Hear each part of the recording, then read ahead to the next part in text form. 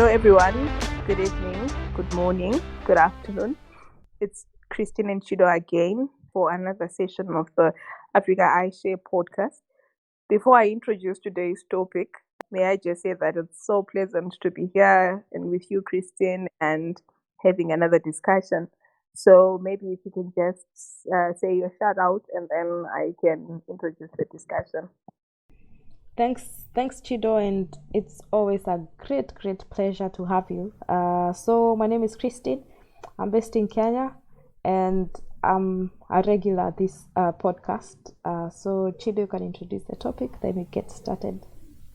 Okay, thank you. So today we've decided to talk about a topic that has been ongoing for a very long time now. There has been so many reports, papers, videos, and all that have been circulating in respect of the Russian-Ukrainian war.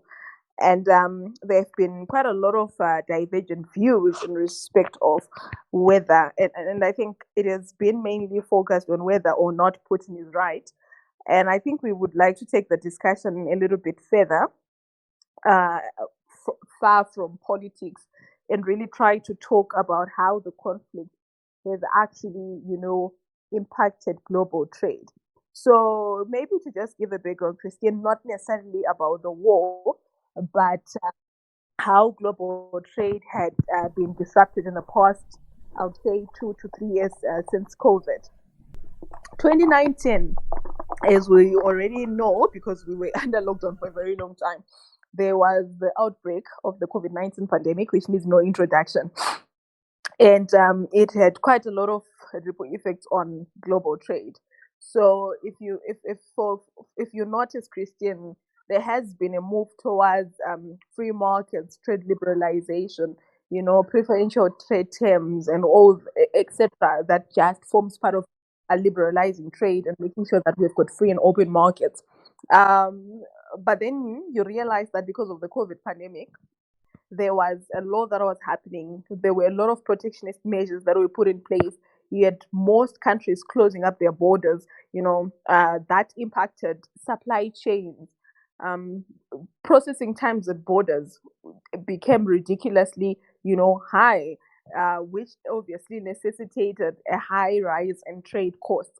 And now, after the pandemic, not necessarily after the pandemic, because we still have got other countries that are putting in COVID-19 containment measures, but it almost feels like mid 2021, looking into 2022, the overall goal has been to try and, um, revive trade, attract foreign investment, open markets to make sure that we try and revive economies that had gone down as a result of COVID-19.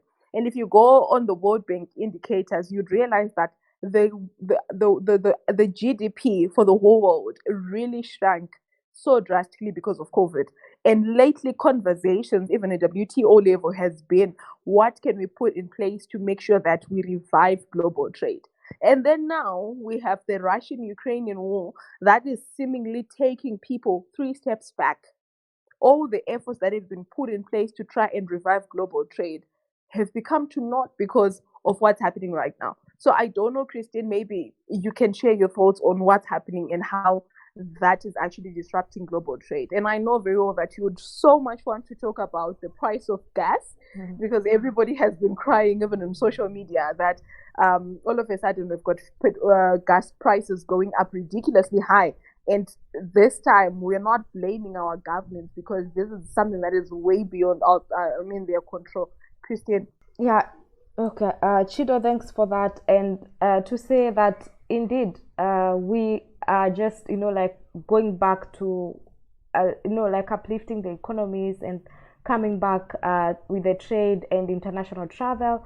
And just when that starts, now the war breaks out, which now has led to like another issue of even travel because of the fuel prices. So, and when you think about it, this is as much as it's a war between Russia and Ukraine. You think it's so removed from your reality where you are at in Kenya, in Zim, in Ghana, in like you name it, but you realize that the effect of the war is now being felt. So I'll give two examples.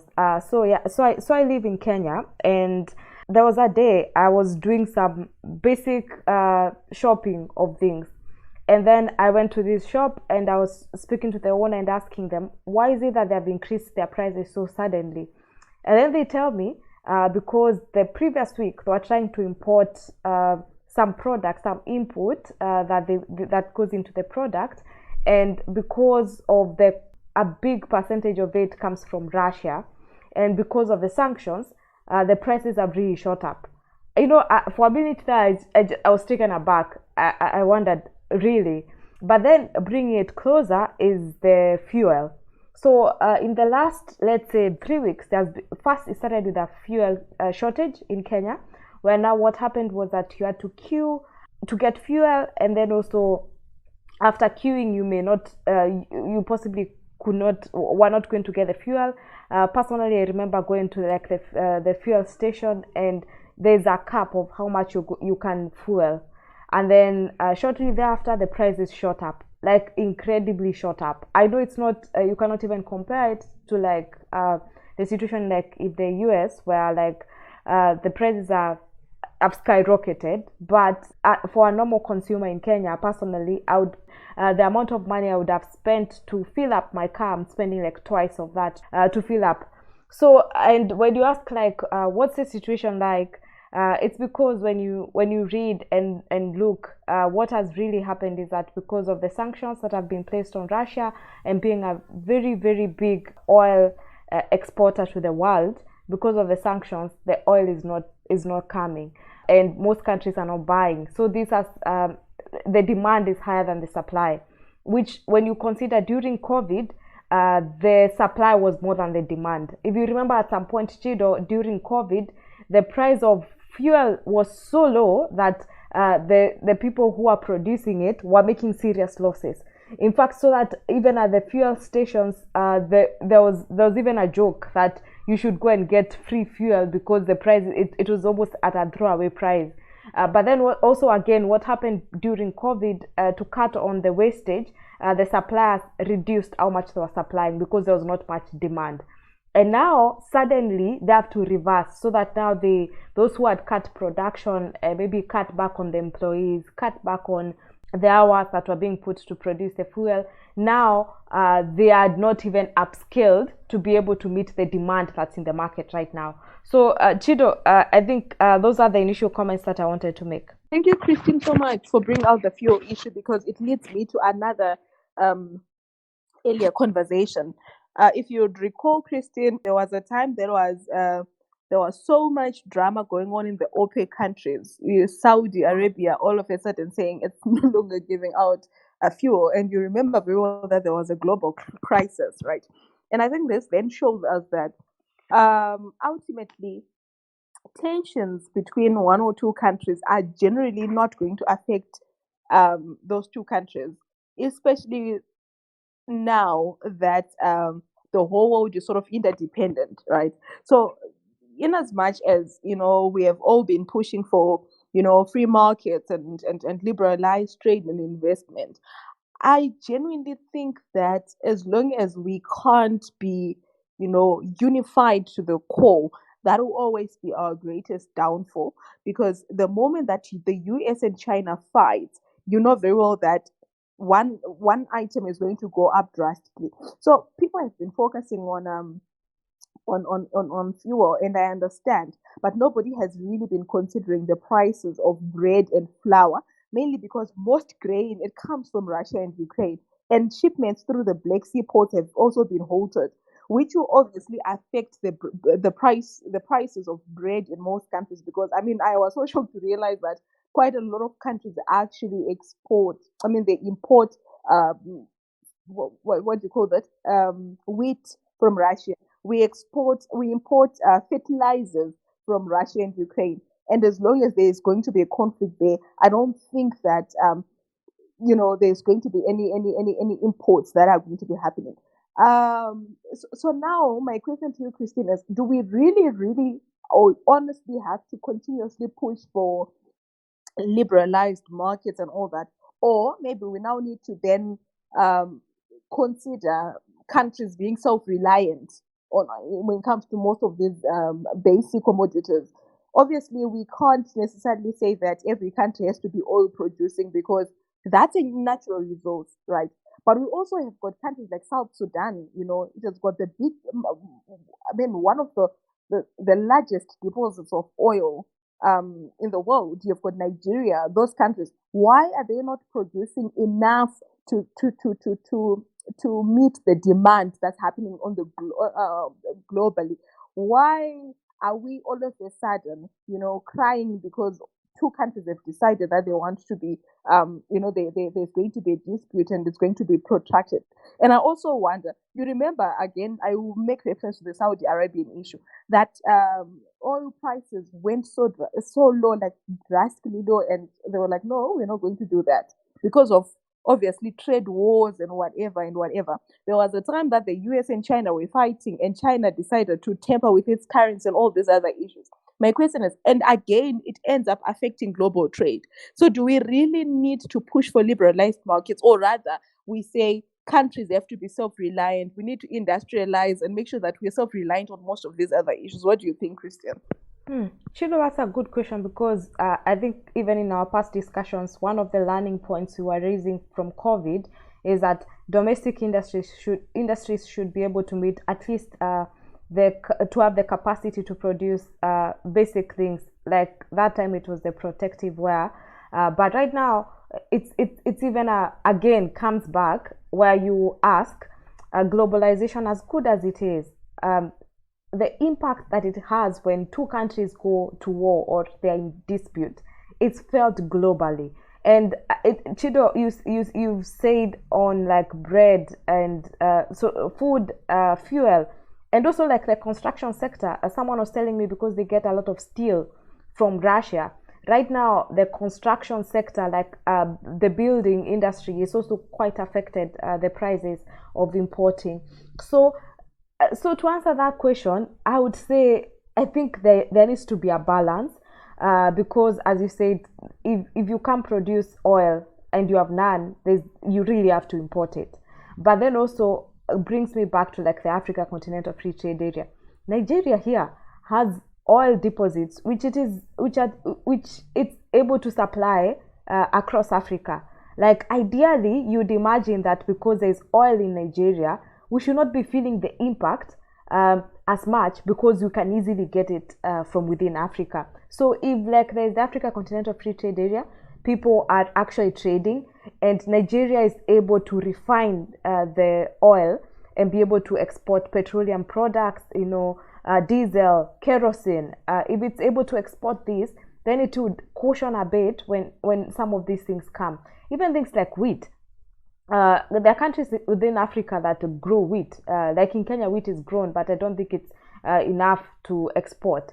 But if like countries focused, especially on like production of some of these things where there's potential to do that, then I would think, especially within like the Africa Continental Free Trade Area, that might help to caution us a bit. And also, Chido, when you think about it, things like food, if within Africa, because there's fertile lands for farming, if countries actually moved a bit more to more commercial farming with a mind to export, then it might help, especially on the food side. But I know food security is an issue for almost all African countries, even when there's famine, or because we rely on the rains, then we are very much affected. And then there's always food shortage of basic things like maize, wheat, beans, like such things. And you realize it really literally affects a country, and they have to like even get aid. Someone is donating maize to you. So Chido, I think I think there needs to be a balance, because we can't do away with globalization in its entirety. But then, especially because of the regional communities, you can try and balance off through the regional communities so that you can leverage what the other person has. Thank you for bringing out the concept of regional integration, Christian. I'm just going to play the devil's advocate, and I apologize in advance. But my question is, let's look at Africa, right?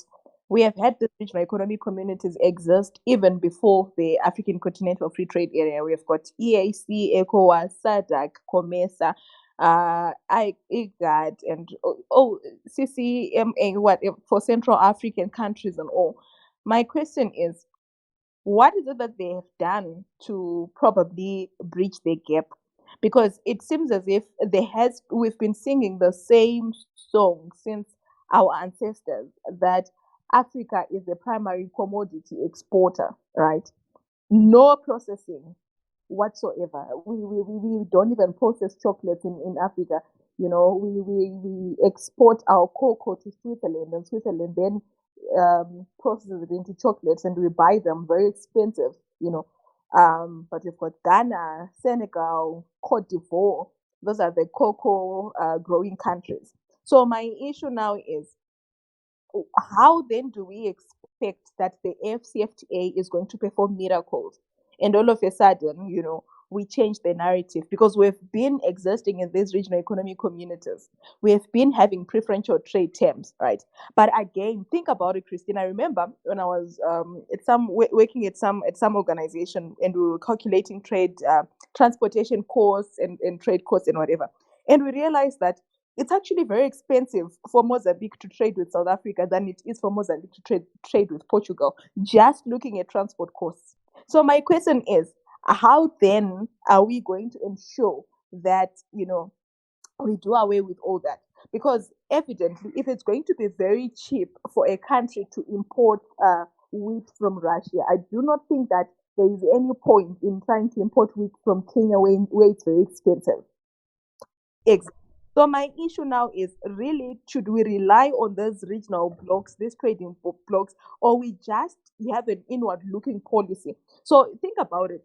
When we were having COVID, right, and most countries, Russia included, they closed their borders, and there were there was nothing. People couldn't import masks, sanitizers, and all that. And most countries had to actually rise to the occasion. You had people, you have countries like Uganda, for instance, having the SMEs making masks and sanitizers and PPE, right? Protective equipment, just because there was a pandemic and they couldn't import it from somewhere else. And I'm saying, why can't we do that with almost every other commodity that we can, that is within our power? Obviously, there are some that you can't produce because you genuinely do not have those. With those, that, let's say, wheat and whatever, why can't we do it on ourselves? Why do we necessarily have to rely? Because I think the problem now with comparative advantage, in as much as I really like the idea, is if we are then just going to say Kenya focuses on its comparative advantage, which is probably flowers and vegetables and yeah, fresh produce, and then we've got Uganda focusing on let's say fisheries, and then you've got Zimbabwe focusing on maize, right? When there becomes a trade dispute between Zimbabwe and Kenya, that obviously affects the supply of fresh produce and maize. Why don't we have Kenya also trying to look for places or arable land within their borders where they can also make maize enough to probably sustain the economy? Yeah, Chido, you have a point. I mean, you have a point there. And I would say also a previous discussion that we've had, that the thing is that the trade that even happens within the regional blocks is of the subsistence and very small traders. Like, you find the person who is trading within the EAC, the people who are trading there, is the one person who imports, I don't know, just small quantities of clothes from Uganda to come sell in Kenya. It's someone who is importing eggs, not in huge quantities, from Tanzania into Kenya. Someone buying onions. It's very small. It's the small traders who are going across borders to buy things, yeah, and trade.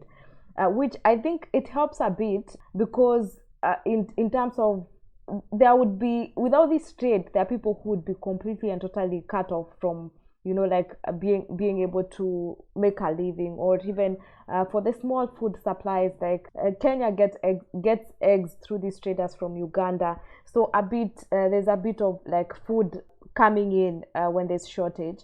But to answer you, I would say that if these regional communities, yeah, first of all, if Kenya and Tanzania do not always have to dispute and try to weigh who is more powerful than the other, and who can like deny the other some benefit, and focus on a common goal, so that if what we are working towards is, we know there's need for food security between our two countries, then I think it might help a bit. But in reality, I don't think that will happen. But then also at the same time, to be inward looking, like South Africa has been accused from various documents, economic reports, that South Africa is very inward looking. If you consider, like Chido, in South Africa, South African industries, they try as much as they can to be very self-focused on South Africa, and if there is anything, they try to export. So you find like people like Shoprite, or people like Pick and Pay, they will be trying to export within the southern region. So the Pick and Pays will be in Namibia, they will be in Zim, but then rarely will you find like such a store going to open shop in South Africa, because the systems within South Africa, they're set up, is that there is a lot of inward looking, so much so that even the disputes that are normally there, that the foreigners should not come work in South Africa, that jobs should go to South Africans first. It's the inward looking aspect of it, where you're like, we are South Africa, we will contain ourselves in here, we are not going to help our neighbors. In fact, the rand should be used within the southern region, without like looking at, but what about the Zim dollar? What does this do to the Zim dollar? What does it do to Namibia, when the rand is the currency that's operating there? So what has happened with being inward looking is that most countries tend to be, once you've grown your industries inside, because the market becomes saturated. Like within South Africa, they will want to sell their goods out. They will want to push out some of the production that they're having. And then now what happens is that for the smaller countries, which are not able to equally export or produce themselves, the economies end up being pressed down and pushed down by these industries that are more grown from these other countries.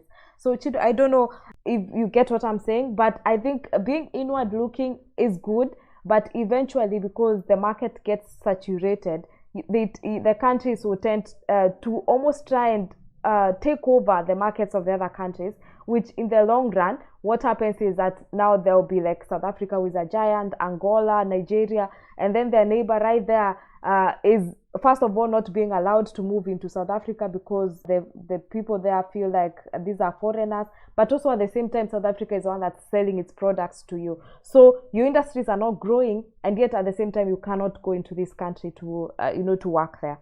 Yeah, Chido. Thank you so much, Christine, for saying all that. Like I said earlier, I was just saying that to play devil's advocate, so that we get because that's always what's in other people's minds, to say, okay, fine, if this is not working, if globalization is not working, why don't we go back to protectionism? But without actually realizing that protectionism itself has its own consequences that are adverse to the economy. So yeah, I think ultimately I don't know if I can propose a solution at this point, because clearly there is not very much of a solution other than to say the war has to stop, and the world has to go back to being fully functional. I actually just wanted to say that the only reason why now most people are becoming quite attentive to the conflict in Russia has a lot to do with the fact that it has affected commodities.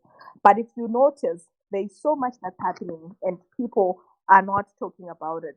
Regard is not being given to the conflict in Ethiopia. We have had several conflicts in South Sudan, DRC, that belt, right? We have so much going on in Burma right now, but people are not really focusing on that because it has no effect on global trade to some extent. And I think we need to really just then change that narrative to say we only become very much concerned when it has got a direct effect on us, and actually not, be bothered by what's happening across the globe simply because it doesn't affect us. The the Russian Ukrainian crisis has actually showed how the conflict, if it's allowed to spiral and go out of hand, how it can actually affect not just the two countries involved, but more or less even the least developed countries that have nothing to do with that are not even in close proximity with those countries, because now we're becoming a global village. We have become a global village. We have always been preaching the globalization and liberalization of markets gospel. So because of that, it now has direct consequences. And I think that we really need to figure out how to stop these things from happening from time and again, Christian. Hmm. Shido, I find it interesting what you say that there's been ongoing war in Ethiopia. You know, like the wars that have been in Ethiopia, in Somalia, and see, thing is that there hasn't been much comment and it being treated as a crisis of the kind that Ukraine and Russia is. Not that I'm downplaying or discounting what's happening with Russia and Ukraine, but as you pointed out, it's because the global economy is a capitalist economy. It's if you're fighting with your neighbor and it's not hurting me economically, I wouldn't be bothered. The most I would do is possibly just send humanitarian help to you, send aid to you, but we won't sit down and start, like saying maybe you should end the war, you should do this. Because how many times is Ethiopia ever spoken about in the same amount of focus and the length of proportion that the Russia Ukraine situation is being spoken about? And I think it's because of what you said. If you're not being affected economically, if your pocket is not being affected, you just keep quiet and possibly, just tell them stop. But really, you didn't be bothered much. But then also the other thing about that also is that there's also the need to, like define what is the issue here when it comes to economics. Then I think because people are feeling the pinch, then it is really, really painful for people globally. When it's a humanitarian crisis, which is just, like a humanitarian crisis, I don't think, in honesty, people are bothered to the same extent. Especially right now, in fact, Chido, I don't know if it's happening in Zim, but in Kenya the other day, I was listening to some radio station where they're fundraising for Ukraine. So there's like a national call for people who would like to help the Ukrainians, to send a certain amount of money, and then says it's a message from the government of Ukraine. I've never heard that about Ethiopia. I mean, I've never heard like on a Kenyan radio station someone fundraising for Ethiopians who are suffering, or South Sudan people, which I found very interesting. And it was, and also when I was in the UK earlier last month, it was the same message over and over again. Oh, we are fundraising for the people in Ukraine. Let's send money. Let's send aid. If you're concerned, please, like send money. And people are actually fundraising. How many times have you had this sort of fundraising happening because of the issue in some country, Sierra Leone, or yeah, I think it's quite interesting. Oh, thank you so much, Christine, for actually saying that. I'm very much shocked to realize that you guys are fundraising for people in Ukraine, but you have not given any regard to your East African brothers who who who are obviously right in the middle of a crisis. We can talk of so many East African countries that are going through turmoil, and not a single day have we heard of Kenyans trying to come up with funds and humanitarian aid. But with Ukraine, you guys are so quick to help. No, but to be fair, it's how the advert goes. It's a message from the government of Ukraine. Maybe our East African neighbors have not made a similar call. Are you sure? Okay, we can't debate politics right now. Who asked for aid and who hasn't? But I'm just saying the way that people are making it seem as if some regions are not having problems is a bit unfair. Like I was telling you that there was a time that I was doing research end of last year on what's happening in Burma right now. It's still ongoing. There is a crisis that has been going on for quite some time. People being displaced, a lot. But nobody is really considering that. It seems as if there has been conflict since the coup that happened, and Thailand, Bangladesh, Laos Republic have just been making public calls because they can't. It has gotten to a point where Bangladesh can no longer contain the influx of refugees from these areas where there is conflict. We always talk of the Palestinian wars. I mean, everybody knows about it, but nobody is very much concerned about it. And I think we really need to send a concerted voice in respect of how we deal with conflict and crisis in most of these countries, and not just respond and make so much noise about it simply because, oh, we are scared that bread is going to go up, or because I now have to pay $1 more for my fuel, so because of that I need to make noise.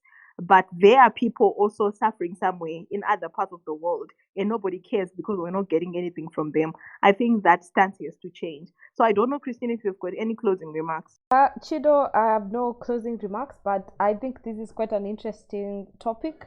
We can touch base on it again at some point. Thank you so much, Christine.